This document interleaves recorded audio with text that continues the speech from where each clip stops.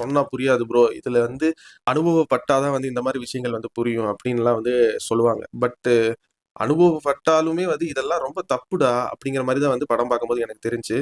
And AR Rahman BGM works எல்லாம் ரொம்பவே சில சீன்ஸ்ல இம்மெச்சூரா இருந்துச்சு. ஏஆர் ரஹ்மானா மியூசிக் போட்டிருக்காரு அப்படிங்கிற மாதிரி வந்து டைட்டில் கார்டு எண்ட்ல வந்து ஏஆர் ரஹ்மானின் இசை காவியம் அப்படின்னு போடும்போது ஏஆர் ரஹ்மானா அப்படிங்கிற மாதிரி வந்து பார்த்து முடிச்சுட்டு போறவங்க எல்லாம் சொல்லிட்டு போறாங்க. அந்த படத்தோட ஸ்டார்டிங்லேயே டைட்டில் கிரெடிட்ஸ் போடும்போது மியூசிக் எடிட்டர் அப்படின்னு தனியாக ஒரு கிரெடிட்ஸ் போட்டிருக்காங்க. இது என்னடா புது கதையா இருக்கு அப்படின்னு அங்கேயே ஒரு டவுட் வந்துச்சு எனக்கு.